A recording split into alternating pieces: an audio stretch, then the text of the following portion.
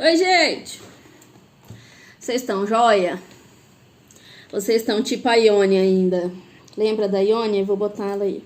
Eu tô presa nessa cidade maldita e não posso ir pra lugar nenhum. É por isso que eu tô aqui. Eu tô mais ou menos como a Ione.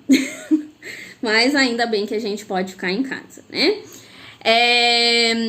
Enfim, vamos começar direto? Hoje a iluminação tá horrível, tá, gente? Mas eu não consegui fazer melhor. Então é o que tem pra janta. Mas vamos falar de globalização no Brasil? Último capítulo desse volume, galera. Tamo acabando. A gente viu esse volume todo juntos, né? Sobre globalização. E eu gosto bastante desse assunto. É bom porque eu mato a saudade da aula. Mas, infelizmente, eu não consigo conversar com vocês. Mas mata um pouquinho da saudade. Espero que vocês estejam gostando. Então, ó, lá na página 45, vamos começar logo, senão ficam dizendo que eu tô enrolando demais. Lá na página 45 tem uma sondagem, tá? Essa sondagem tá perguntando se vocês consideram o Brasil um país conectado ou não e se vocês têm acesso à internet e por quais dispositivos. Mas se você não tivesse acesso à internet, você não ia estar vendo você não ia nem estar sabendo dessa minha pergunta, né? Então a gente vai direto para a página 46, onde temos o título, né? O Brasil e a globalização, beleza? O que essa parte do material aborda? O que ele traz pra gente? Os autores que escreveram esse material, né, o Francisco Remy e o Mauro Michelotto Braga, eles iniciam falando que o Brasil, no início da década de 90, quando eu tinha quase 10 aninhos, adotou algumas medidas econômicas, tá? A ver com o Brasil na globalização. Quais foram essas medidas? Abertura do mercado interno, tá? Redução de barreiras protecionistas, ou seja, diminuição da proteção da produção interna, tá? Facilitação da entrada de produtos e de investimentos externos, então abriram capital em bolsa de valores, por exemplo, de empresas estatais, coisas que a gente estava vendo no capítulo anterior, e privatização de empresas estatais também, tá? Isso aconteceu bastante nos anos 90, beleza? Então, o que os caras queriam com isso, né? Tipo, os governantes lá dos anos 90, eles queriam crescimento da economia e captar investimento interno. O que fez, né, que uma vez por toda, que a gente entrasse de fato nessa globalização. Mas essa globalização econômica como atores que vendem e lucram e tudo mais, e não apenas fornecem, tá? Outro passo importante para essa integração do Brasil global foi a criação de blocos econômicos, tá? Especificamente aqui, com relação ao Mercosul em 1991, que tá paradinho e tal, mas ele existe, né? Esse acordo ele foi muito importante durante toda a última década do século XX, então ali a década de 1990, tá? Uma vez que a gente passou a vender muito mais na região e reforçar as nossas relações econômicas aqui. Eu não vou botar a tabela que tem na página 46, não, mas vocês derem uma olhada lá. As nossas vendas para a América Latina de 1990 para 1994 aumentou 120%, enquanto em outros até diminuiu, tá? A partir do século que a gente está agora, o século 21, né, essa tabela meio que deu uma mudada porque a China é hoje o nosso principal parceiro comercial. Mas naquele contexto lá ainda não se configurava num parceiro ainda tão importante, tá? Mas só para vocês terem uma ideia de como foi importante a criação do Mercosul aqui, porque aumentou muito as nossas relações econômicas na região.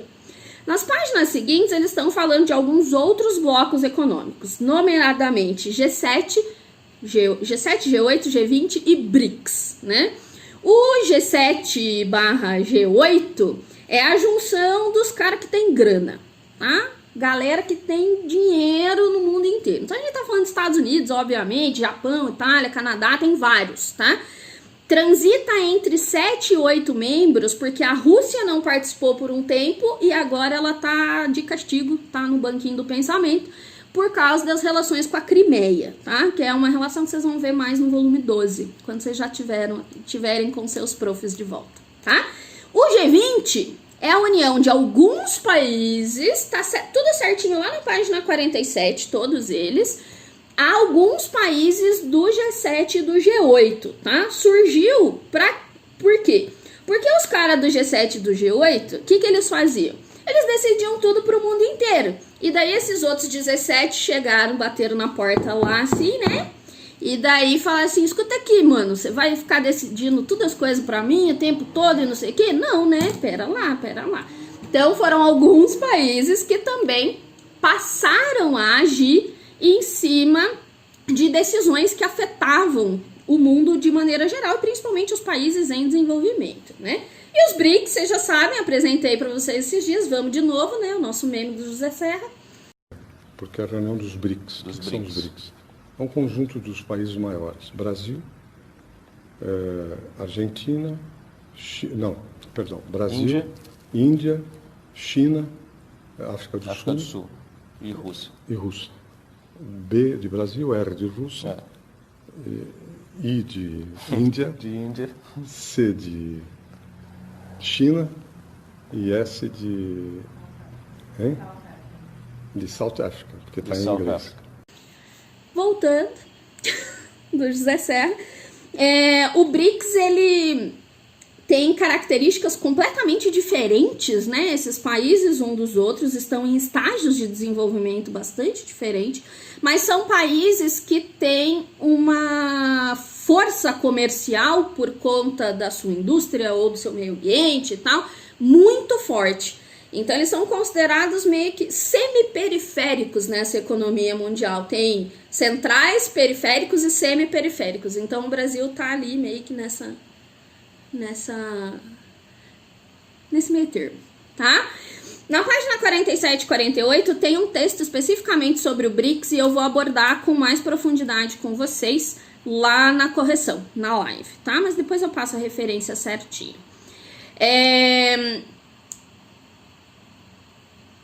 Fugiu. Tava falando com vocês, né, que o Brasil ele meio que tá nesse meio termo, assim, de emergente, semi-periférico de economia, né? E daí, o que a gente tem para apontar, né?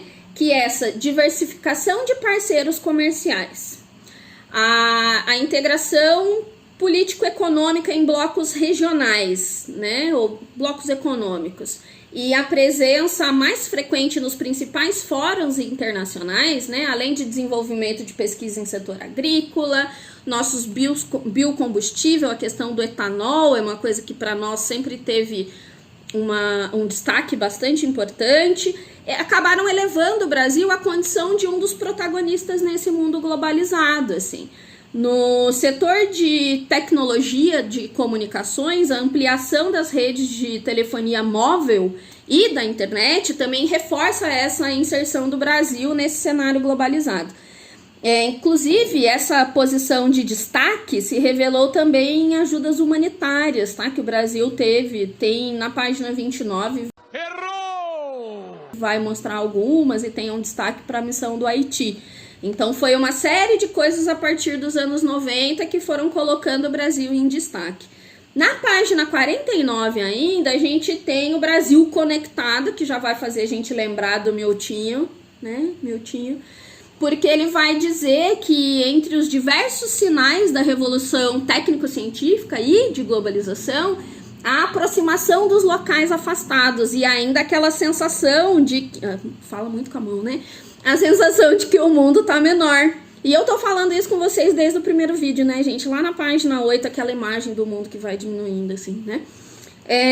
E nas duas páginas a seguir, pensando nessa conexão, os autores exploram o número de pessoas, linhas, aparelhos e acessos, tá?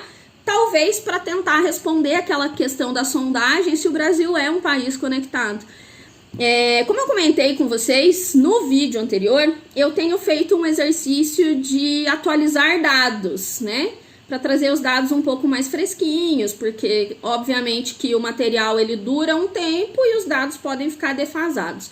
A maioria desses não mudaram, tá? Eles estão muito próximos, então para a gente fazer relações de porcentagem relativas, eles tá super bem, mas aquelas que mudaram com mais destaque eu vou comentar, tá? Então, as estatísticas, elas mostram ali naquelas páginas que o Serviço Móvel Pessoal, SMP, que o Brasil tem mais aparelhos celulares do que pessoas, né?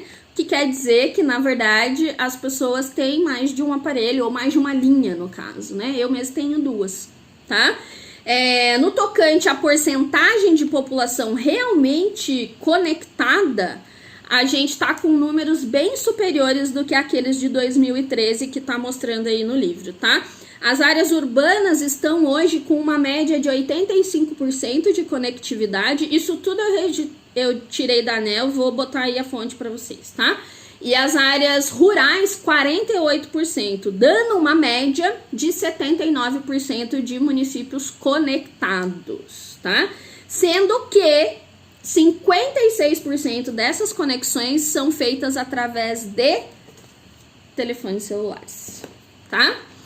Para encerrar essa parte do Brasil conectado, tem uma parte de protestos anti-globalização, colocando em destaque um evento que aconteceu em 2001 em Porto Alegre, chamado Fórum Social Mundial, que aconteceu ao mesmo tempo que estava acontecendo o Fórum Econômico na Suíça, né, em Davos.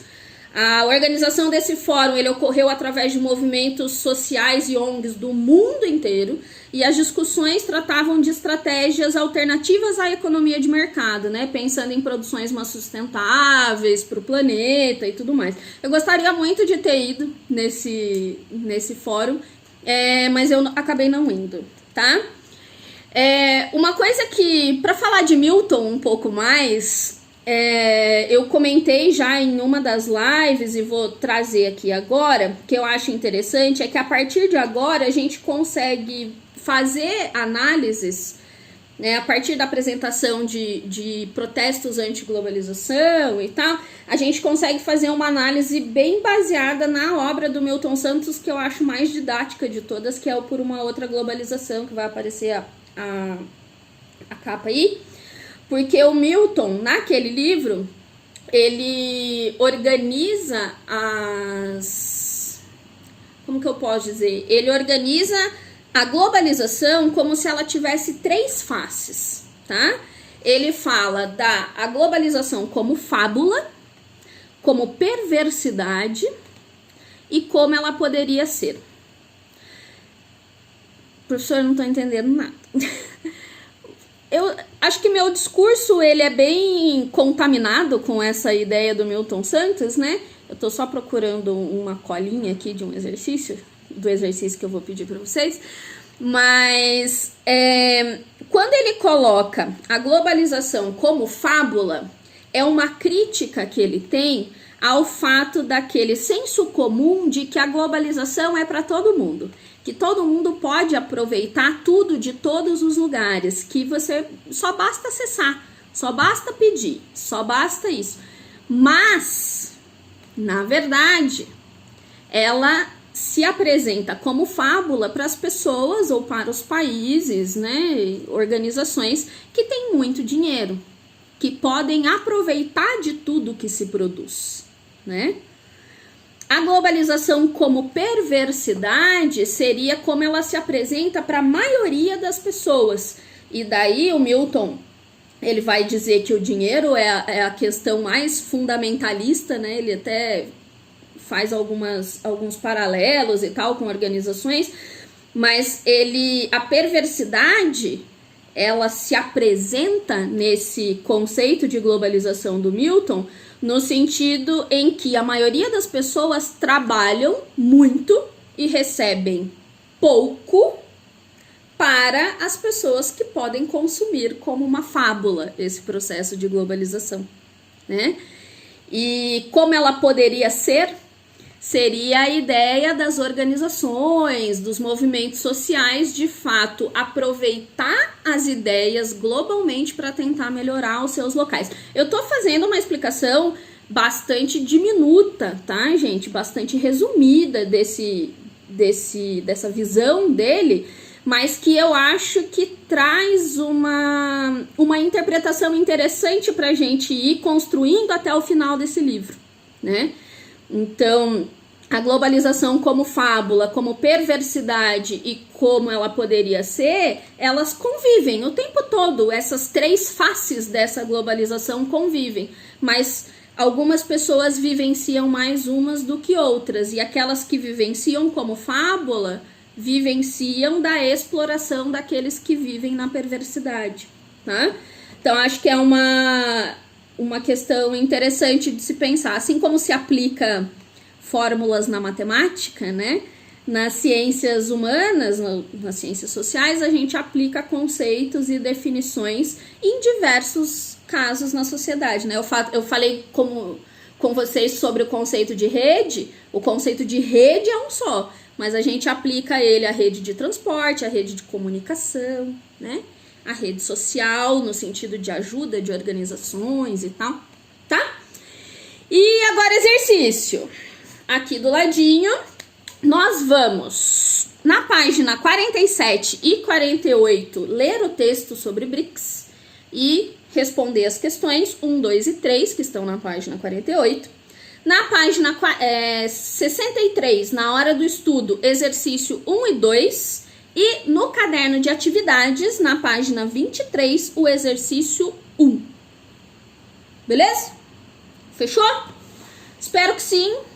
Eu tô planejando uma aula aí meio diferente, com umas notícias, umas coisas, mas eu vou esperar a gente terminar para daí fazer esse encerramento com atualidades. Não sei que nome que eu vou dar nisso, tá?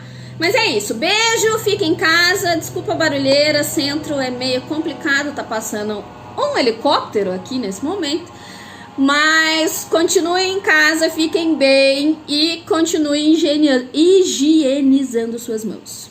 Tchau, beijo.